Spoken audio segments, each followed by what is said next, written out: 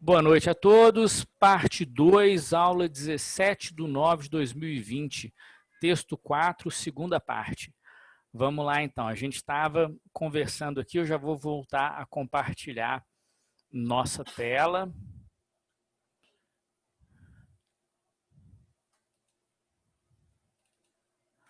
Ok, tela, acho que compartilhou aqui já. Deixa eu ver aqui, eu tenho que admitir as pessoas, admitir todos, beleza, estão admitidos aqui. Bem, a gente estava falando então dos campos de possíveis, né?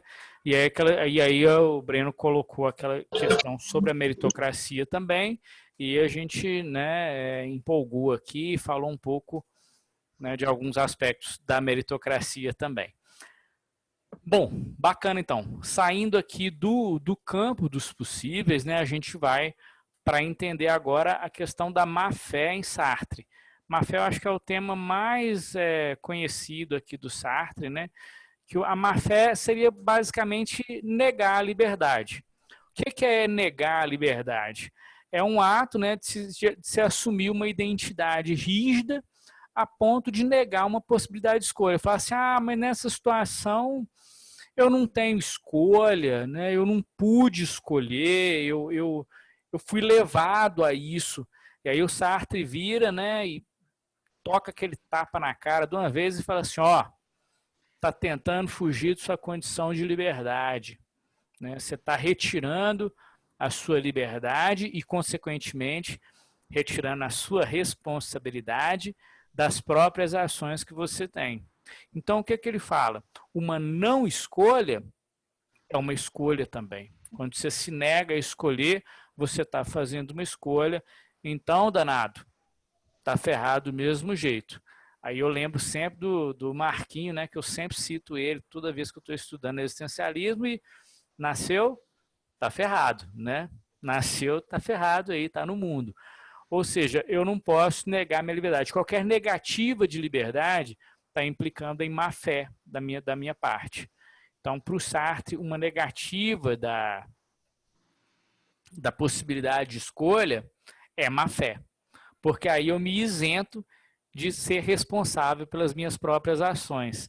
Eu coloco isso na minha não possibilidade, digamos assim, de uma escolha.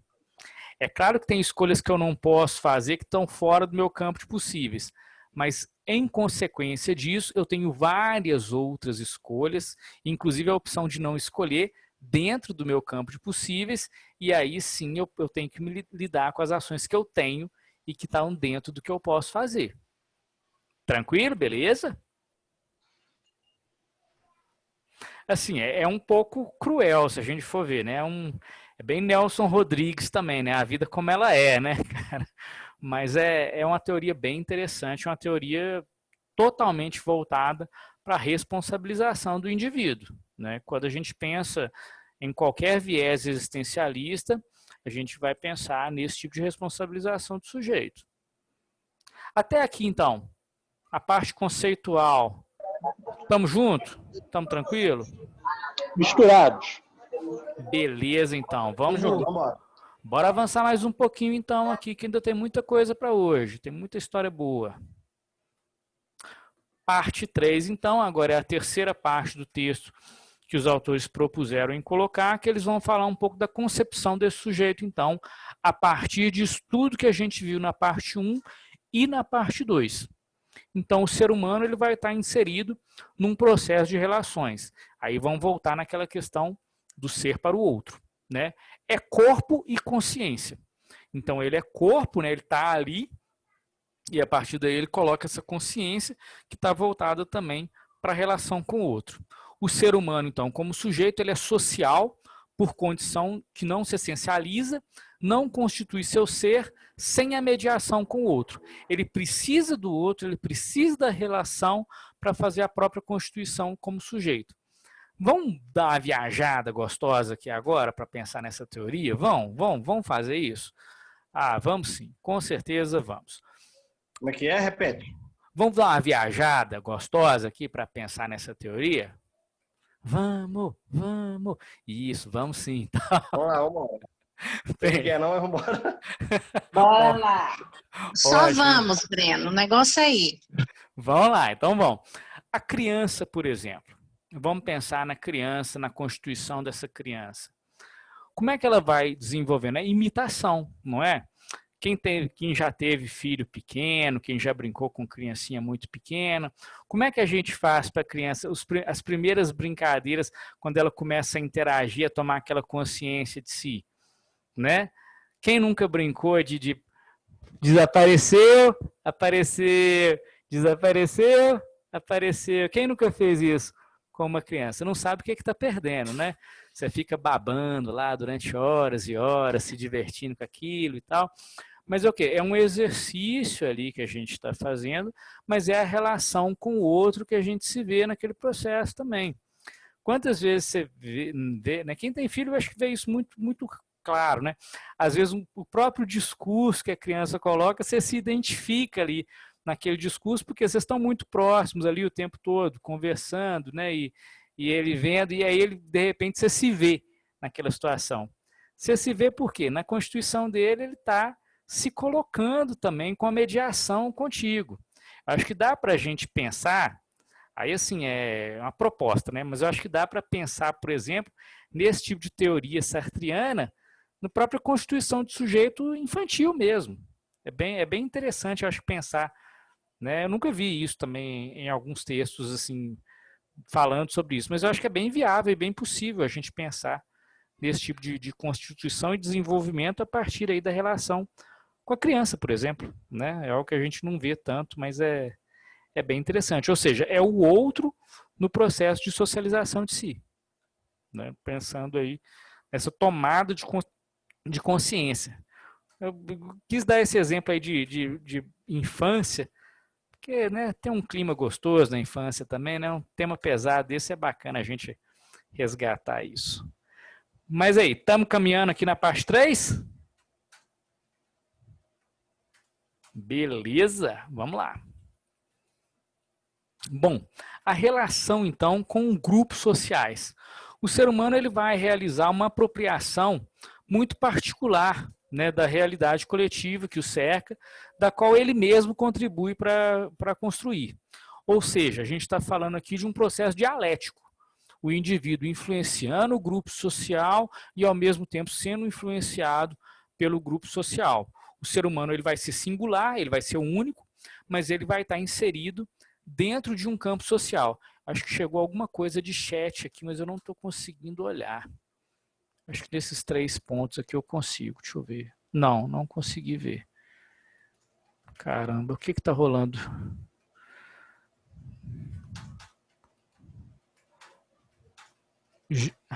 Ah, não, aqui, ó, consegui aqui. Chat 2. Raquel. Ah, não. Privado aqui. Então. Não, isso mesmo. Isso mesmo. Desculpa aqui, eu vi, foi uma mensagem individual aqui, então tá tranquilo. Bom,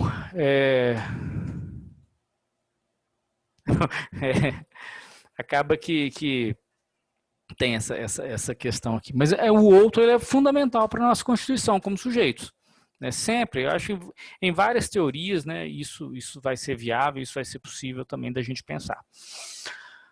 Mas então, caminhando em relação a isso, né, o ser humano ele vai ser um ser singular inserido no campo social. Eu lembrei de um outro texto aqui que eu achei bacana a gente citar aqui, por exemplo. Tem uma frase do Rogers, né, no livro Esse Sou Eu, logo no primeiro capítulo, no livro Tornar-se Pessoa, primeiro capítulo, Esse Sou Eu. No finalzinho, acho que na última página do primeiro capítulo, se eu não me engano, na penúltima, ele coloca: o que há de mais geral é o que há é o mais pessoal no indivíduo, ou o pessoal é o que há de mais geral. Essa frase ela é muito interessante, ela é muito bacana no sentido que, assim, pensa para vocês verem, o que nos constitui como indivíduos, né, o mais geral do que nos constitui como indivíduos é também o mais singular. A nossa singularidade, que nos difere das pessoas, é também o que é mais geral, porque todos são singulares e todos somos pessoas. Entendeu? É uma frase que me remete muito a questões importantes de como que ela valoriza, né, essa relação de respeito com o outro. Você imagina, quando a gente começa a entender isso, que as nossas individualidades, elas também, né, são individualidades dos outros, e isso que nos faz, nos torna indivíduos, nos torna pessoas, a gente passa a respeitar mais essas individualidades particulares de cada um, em prol de uma generalidade, né, de sermos todos indivíduos, de termos todos nossa singularidade. Então, assim, essa frase eu acho que é uma frase muito bacana para se pensar, dentre as várias frases interessantes, né, desses pensadores, né, como é o caso do Carl Rogers, né, e outros também tão interessantes aí da psicologia. Bacana? Então vamos lá. O ser humano ele é sempre em relação e suas vivências sempre serão mediadas pelo outro. Família, pessoas cuidadoras durante a infância vão ser o grupo principal. Mas o grupo principal por quê? É o grupo que vai estar no processo de formação desse indivíduo mais cedo, né? É o grupo que vai estar mais próximo desse indivíduo, são tanto a família, né, quanto as pessoas cuidadoras durante a infância. E aí esse grupo vai ter um viés principal nessa formação, pelo menos aí nesse primeiro momento, né? E isso provavelmente vai acompanhar o indivíduo por talvez toda a existência dele, ou por uma grande parte disso. Em vias gerais, provavelmente isso vai acompanhar o indivíduo durante toda a existência. Beleza? Então, assim, a concepção desse sujeito, que é essa terceira parte, a gente já começa a falar da relação com o outro, da relação com grupos sociais e da singularidade dentro de um campo social. Beleza?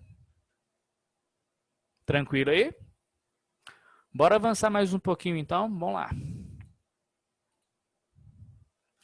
Bom, a relação então com os grupos sociais, sobre a identidade. Raquel, estou começando a falar agora da essência, viu, querida? Não esqueci não, agora é o ponto.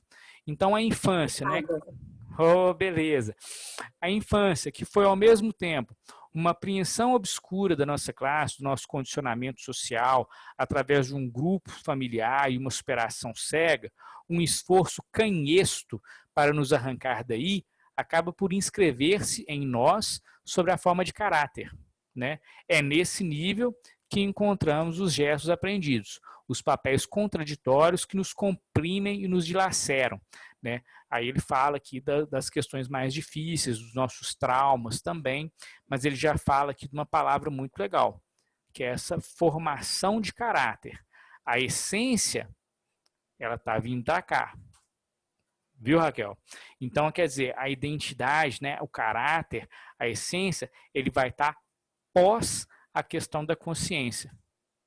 Né? Depois que eu tomo essa consciência, que eu me relaciono, aí que eu constituo também a minha essência. Beleza? Sim. Vamos lá, vamos avançar mais um pouquinho. Agora eu peguei uma seleção aqui de partes aqui do texto que eu acho que é bacana. Vamos pensar na formação do ego, então, no caso do sujeito em Sartre.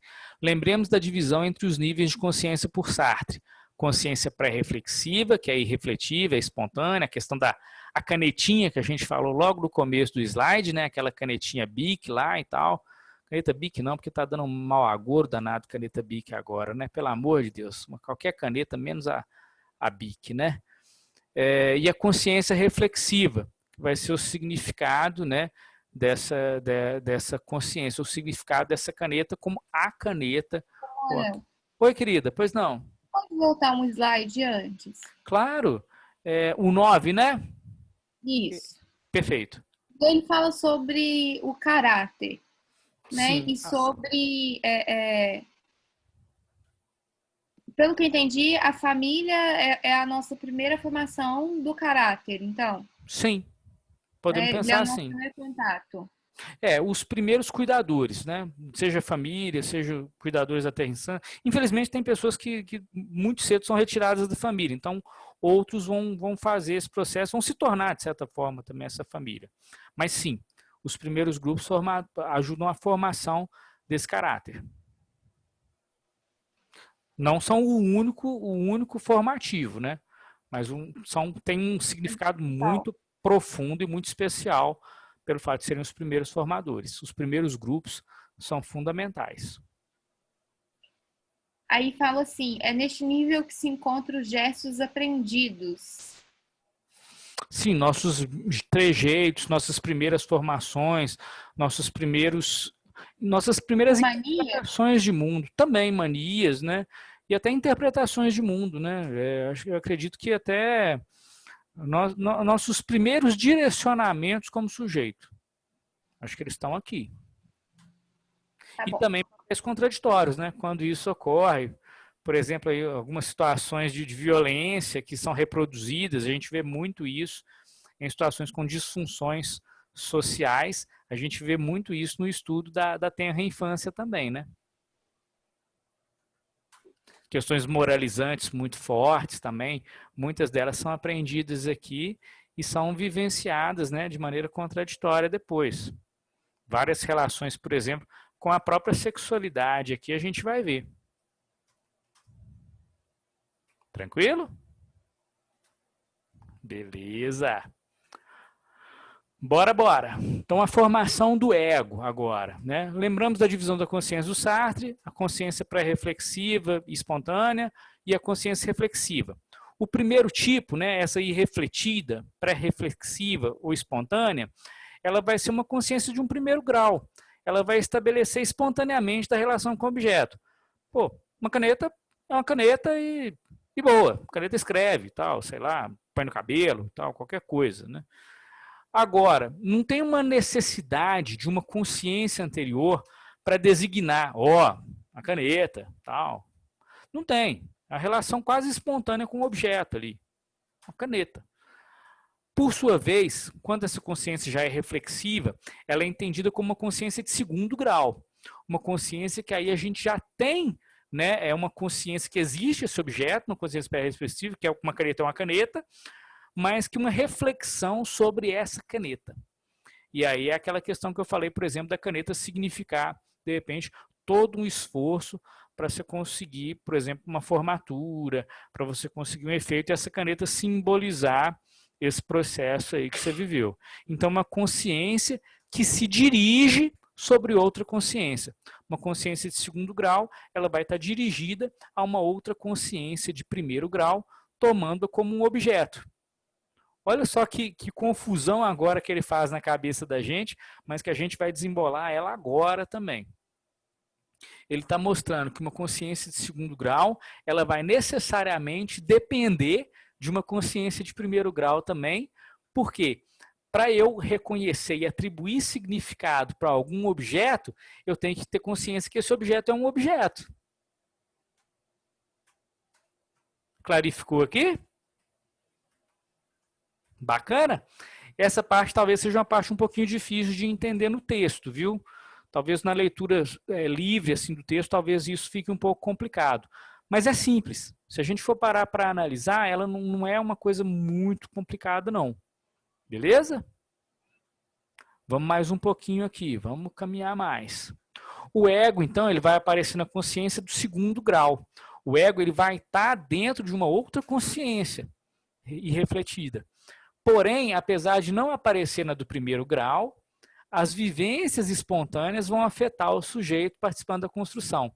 Então, mesmo que eu ainda não tenha essa consciência refletiva, ela vai influenciar completamente na construção da segunda consciência, porque ela vai estar presente ali, e eu vou precisar dela para fazer essa construção.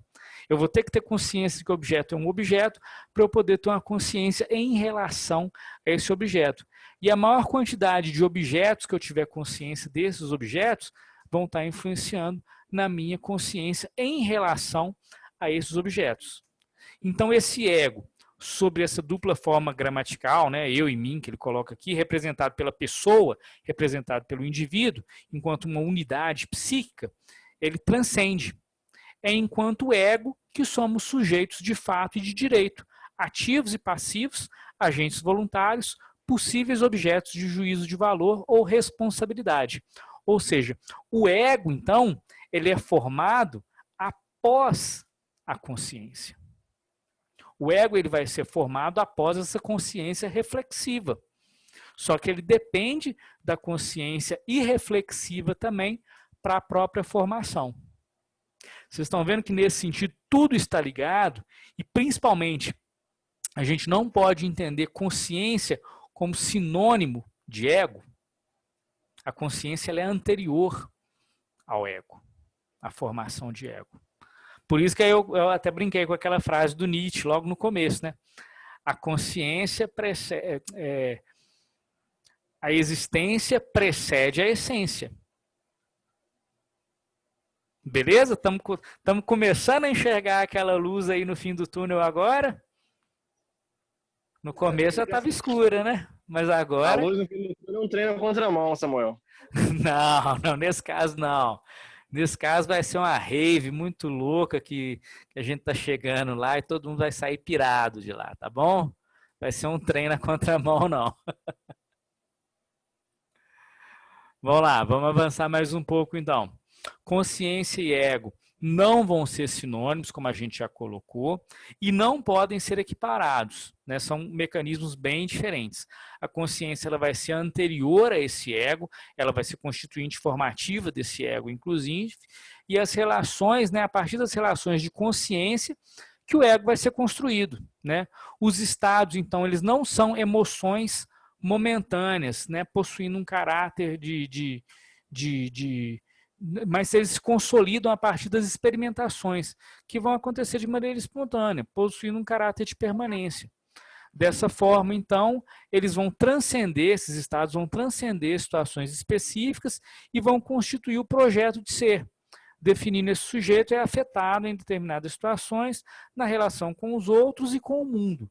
Ou seja, né, a minha consciência vai ser formativa, né, vai ser anterior a esse ego. Os estados, né, que não são emoções momentâneas, eles são constituídos, eles vão se consolidar a partir das diversas experiências que elas acontecem espontaneamente na vida do sujeito e a partir disso eles vão permanecer. Os estados vão ter uma certa permanência.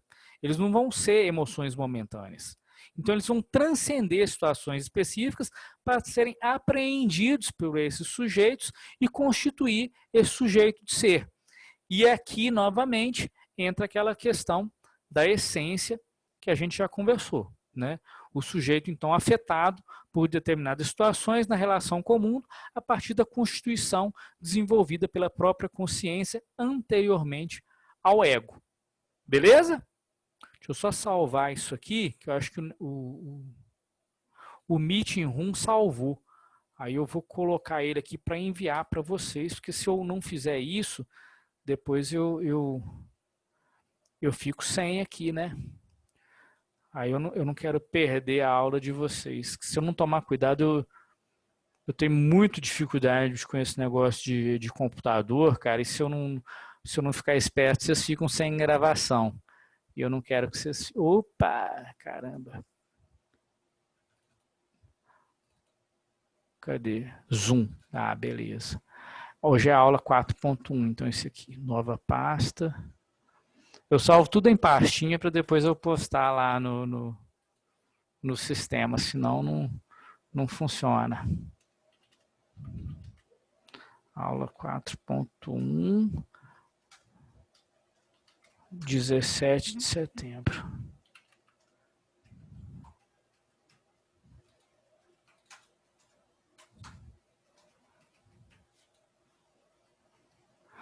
Beleza, tá colado aqui, tá de boa. Então já temos aqui nossa primeira parte, já tá ok aqui. Bom, continuando então, vamos avançar mais um pouco aqui.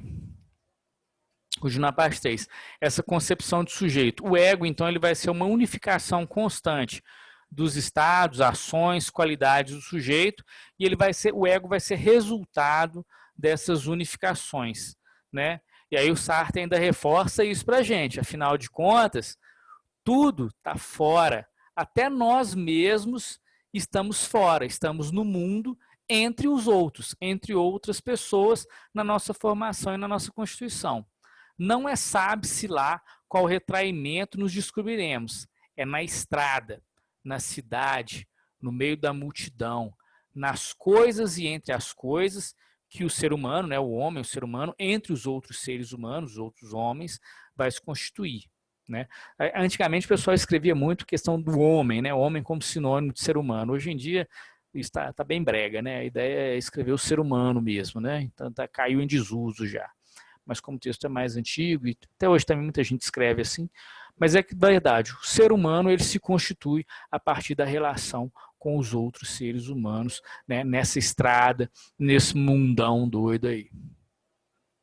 Bom, caminhando já para o nosso fechamento aqui agora, a última parte aqui da parte 3, o método sartriano como contribuição para a psicologia social. Sartre ele nunca negou essa questão da sociedade, essa questão da psicologia social.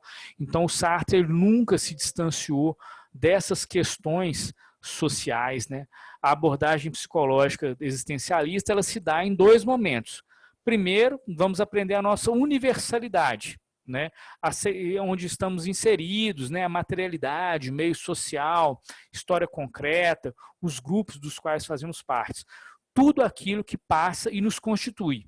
Todas essas mediações que se apresentam para a gente dentro da questão social, dentro da questão, né, da universalidade. Essa análise nos mostra como fomos construídos através do tempo, como uma biografia, mas uma biografia externa ao indivíduo. E depois o que acontece? O movimento contrário.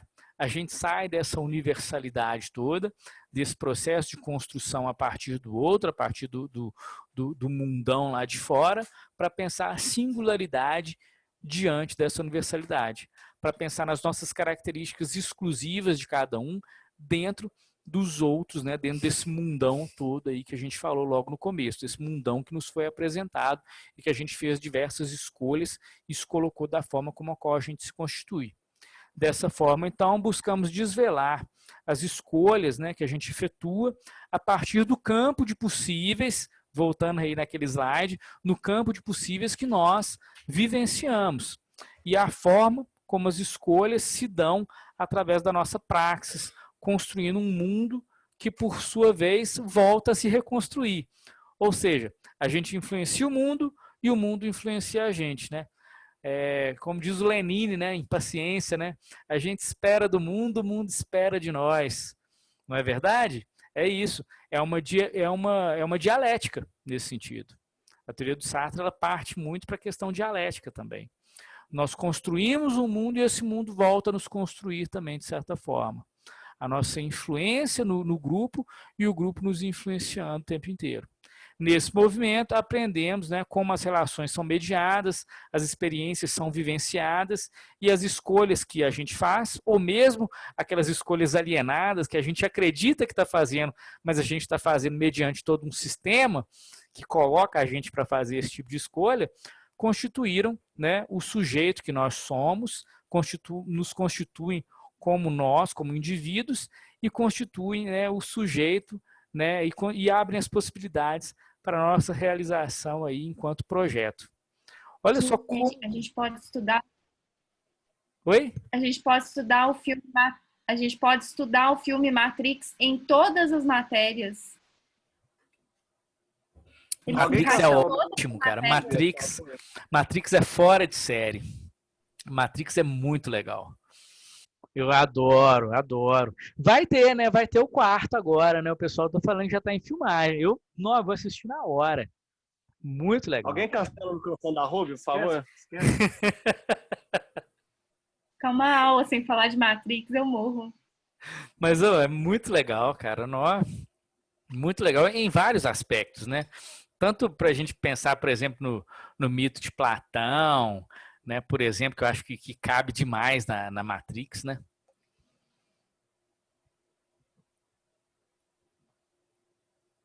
Como também na luta contra o sistema, né, de certa forma. O sistema opressor que a gente vive, né? No caso ali na Matrix, nós somos energia, né, para as máquinas, né? E no caso aqui, a gente é energia para o capital, né? A gente é vendido para o capital o tempo inteiro, né? E por aí segue o bonde. Bom, para fechar então, a gente está com menos de 10 minutos, aí eu fecho o slide e aí na próxima aula a gente abre para as perguntas, para os questionamentos também, e a gente abre lá para falar um pouquinho, se vocês toparem, né, do Show de Truman. Eu acho que todo mundo já deve conhecer o filme. Se não conheceu, eu faço uma breve sinopse também. E para escutar um pouquinho do Green Day e relacionar um pouquinho aí com essa brincadeira de hoje, aí, o American Idiot, né, junto Samuel, com o filme. Oi, querido. Pois não? vai ser direto ou vai ter um intervalinho para uma aguinha? Ué, vocês que sabem, eu tô de boa. Porque vocês decidirem aí, tô junto. Para mim não garra, não. Dá para ir direto, dá para esperar. Para mim tá... Vocês que determinam aí como é que a banda toca. Vamos uns 5 minutinhos até as 9, não? Perfeito. Fechando aqui então, a gente dá 5 minutos e volta de novo. Tranquilo? Aí, aí precisa de mandar convite de novo? Precisa não, né? Fica o mesmo. Não, mesmo link. Ah, não. Fechou então. Quando cair aqui, a gente já entende que vai ter 5 minutinhos aí para tomar aquele café gostoso e retornar às atividades. Beleza? Deixa eu pelo menos fechar os slides aqui, que só falta umzinho, só tá um solitário aqui no final. E aí a gente segura um pouquinho para começar o próximo bloco com o Truman e com o Green Day, né? A gente segura um pouquinho a onda. Mas deixa eu fechar primeiro, né? Não vamos deixar esse slide sozinho para o próximo encontro, não, coitado. Senão ele vai morrer aqui. Bom, considerações finais, então, desse texto, né? É a relação entre a liberdade e a responsabilidade. O tempo todo que a gente falou foi isso. Liberdade e responsabilidade. O existencialismo, então, ele, de certa forma, ele devolve a vida para o indivíduo, né? Colocando na própria mão do indivíduo o futuro dele. Aí eu até brinquei, show determinismo, não cabe determinismo aqui de jeito nenhum. Né? No existencialismo não cabe o danado do determinismo, show. Né? E o ser humano, ele é um ser social.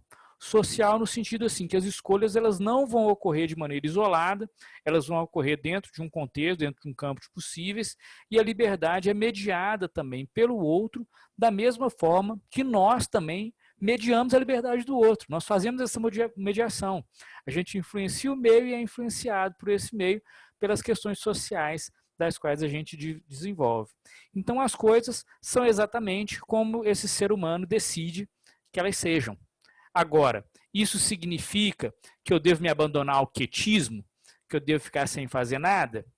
Jamais. Não. Antes de tudo, é necessário engajamento, é necessário agir, né, como a antiga forma. Não é preciso esperar para começar. Essa é uma questão muito legal do Sartre, né? Então, o pessoal, às vezes, algumas pessoas falam, ah, não, a ideia existencialista é muito pessimista. Meu amigo, de pessimismo não tem nada aqui. Aqui tem ação o tempo inteiro. Aqui não cabe pessimismo. Cabe ao quê? Ó, levanta e vai. Caminha para frente, faça sua história, seja protagonista. O tempo inteiro o existencialismo está te colocando como responsável dessa situação. Ah, mas é um pouco cruel em alguns aspectos. Sim, eu acho que é cruel sim, mas eu acho que a vida também é cruel, né? A vida ela não tem a obrigação de ser justa para ninguém. A vida ela está acontecendo, né? E cabe a nós, né, termos atitudes, desenvolvermos isso para uma melhoria na própria condição. Oi? O existencialismo é tipo coach.